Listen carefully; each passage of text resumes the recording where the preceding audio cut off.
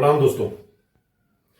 रहीमदास जी ने एक बहुत बढ़िया दुआ कहा था, रहीमन पानी राखिए बिन पानी सब सून, पानी बिना न उबरे मोती मानुष चून।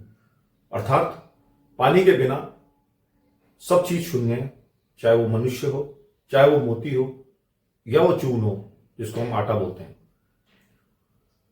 पानी की समस्या भारत में बहुत जल्द बढ़ने वाली है और बहुत भयंकर तरीका रूप लेने वाली है। अभी रिसेंटली आपने इंदौर जिले के बारे में सुना ही होगा, जो one of the most cleanliest city, यानी कि सबसे स्वच्छ सिटीज में से माना जाता है, सबसे स्वच्छ जो शहर है उनमें से माना जाता है, और उसका स्थान हमेशा पहला ही आता है अगर हम सफाई के तौर पे माने तो, क्लीनलीस्ट तौर पे माने तो। उस जैसे शहर में एक घटना घटी जनवरी के महीने में, जिसमें 16 लोग तो अब तक मर चुके हैं और 27 लोग आईसीयू में भर्ती हैं। 1500 से भी ज्यादा लोग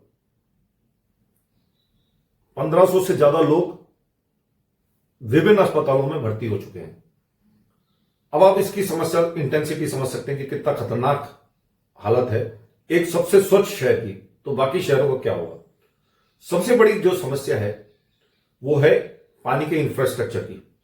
आप जानते हैं भारतवर्ष में ज्यादा से ज्यादा सिटीज में पानी का दोहन जमीन से ही हो रहा है।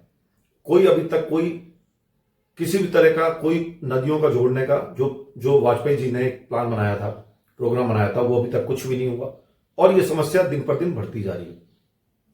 कंपटीशन हो रहा है इंडिविजुअल्स के बीच में और कॉर्पोरेट सेक्टर के बीच में, मनुष्यों के बीच में और कॉर्पोरेट सेक्टर के बीच में। कॉर्पोरेट सेक्टर जो अपने फैक्ट्रीज के लिए, इंडस्ट्रीज के लिए बुरी तरह से पानी का दोहन कर रहा है, और मनुष्य भी अब कहीं खेती के लिए और विभिन्न अपने यूजेस के लिए पानी का दोहन कर रहा है। तो ये सबसे बड़ी समस्या अभी उजागर हुई है इंदौर के शहर में। हालांकि कुछ लोग जो टॉप ऑफिशियल्स थे, बड़े बड़े अफसर थे, उनको निकाल दिया गया, उनको हटा दिया गया अपने जॉब से। हालांकि और इस तरह के डिसीजन चीफ मिनिस्टर ने लिए हैं। तो किसी को हटाने से और इन सब चीजों से कोई फायदा होने वाला नहीं जब तक हम मूलभूत इंफ्रास्ट्रक्चर पे बात नहीं करेंगे। सरकार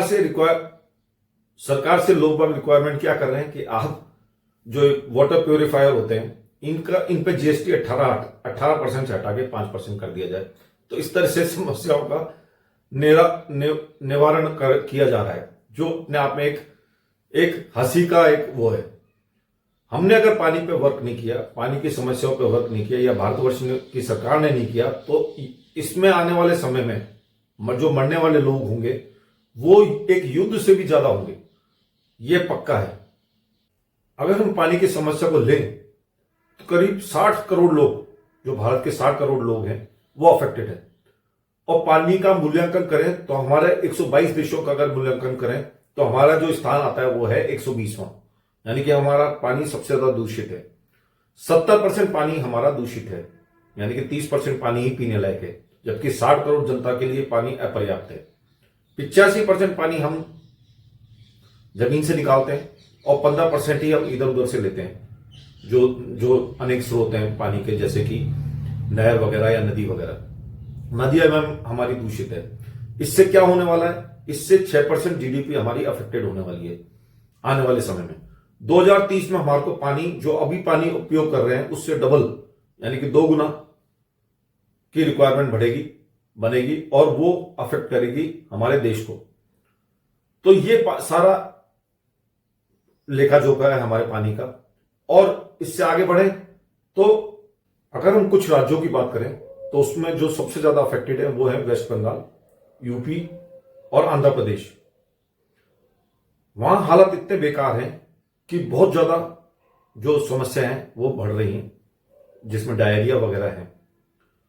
जो इसमें सबसे ज्यादा जिस चीजों का प्रदूषण है वो है फ्लोराइड, इसमें बहुत ज्यादा है, नाइट्रेट्स बहुत ज्यादा है, यूरेनियम बहुत ज्यादा है, आयरन बहुत ज्यादा है, मतलब मात्रा से बहुत ज्यादा है, जितना होना नहीं चाहिए। इस तरह से अगर देखा जाए तो पानी पूरा दूषित है। 50 लाख लोग के आसपास राजस्थान में भी इससे अफेक्टेड है, यानी कि दूषित पानी पी रहे हैं, जिसमें जो शेखावटी एरिया है वो बहुत ज्यादा अफेक्टेड है। बाकी जब जगह थोड़ा बहुत ठीक है, ये कह सकते हैं। एक महत्वपूर्ण मुद्दा भी आपको बताने वाला था, वो है हमारा शहरीकरण, बढ़ता हुआ शहरीकरण, गांव से लोगों का पलायन और कहीं ना कहीं शहरों में आ जाना। शहरों की हालत ऐसे हो गई है जैसे बक्से में पूरा सामान भर दिया जाए और सामान बाहर गिरने लग जाए। अब शहरों में कोई ऐसी जगह नहीं बची जहां पे मनुष्य ने अपना कब्जा नहीं जमा रखा। इवन अगर आप देखें तो नालों के किनारे जहां पे बहुत गंदी जगह है, वहां पे भी लोगों ने बस्तियां बना ली है और बुरा हालत कर दी है। तो पानी की समस्या तो वहां रहने वाली है। अगर वहां से जो भी पानी आएगा वो वैसे ही अफेक्टेड होगा। बढ़ता शहरीकरण एक बहुत बड़ी समस्या है। इसके अलावा जो पॉपुलेशन कंट्रोल जो बिल्कुल खत्म हो गया है। इंदिरा गांधी के समय उनकी बुराइयां तो बहुत हुई थी कि पॉपुलेशन कंट्रोल करा, इमरजेंसी में उन्होंने जो भी किया, नसबंदी करी है, उसकी बहुत ज्यादा बर्दाश्त ना हुई, उसका बहुत ज्यादा उसका अपोजिशन हुआ, जो आज तक भी है। कोई भी सरकार है हाथ लगाने से घबराती है। उस समय में फैमिली प्लानिंग का एक पूरा प्रोग्राम था, जो वो प्रोग्राम बिल्कुल खत्म हो चुका है और कोई भी सरकार हाथ लगाने से घबराती है।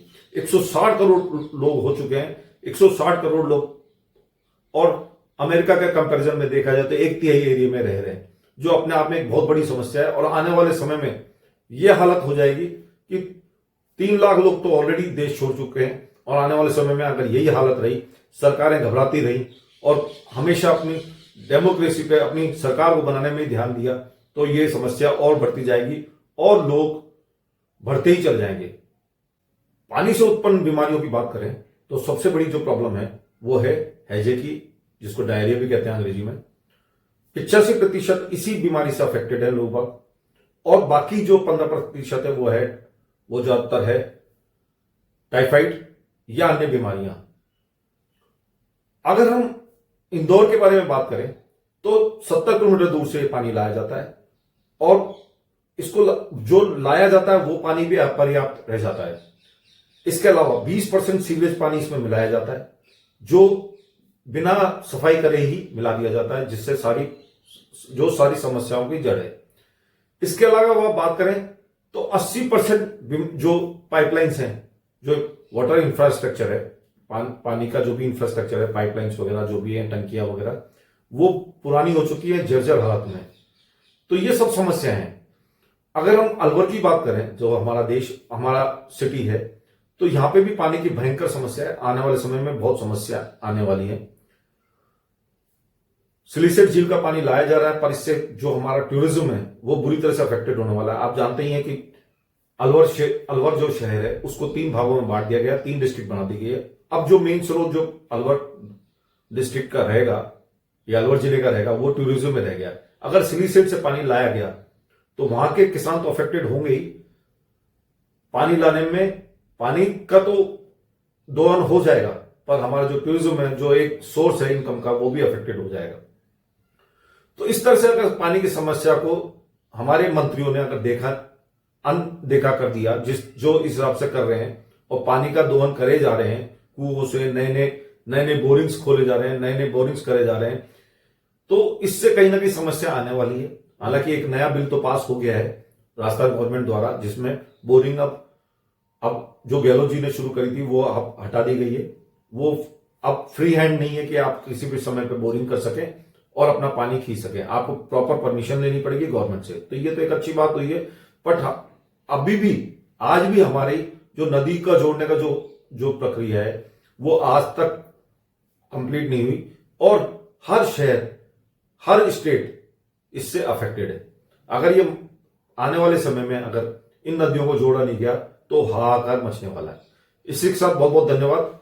आपका होस्ट माइक नरूका। मेरे चैनल को लाइक करिए, सब्सक्राइब करिए, शेयर करिए, और अगर आप इतने लोग देखते हैं पर सब्सक्राइब करने में बहुत कंजूसी करते हैं, इसके लिए मैं आपसे दरख्वास्त करता हूं कि आप जरूर सब्सक्राइब करिए। बहुत बहुत धन्यवाद। आपका दिन शुभ रहे।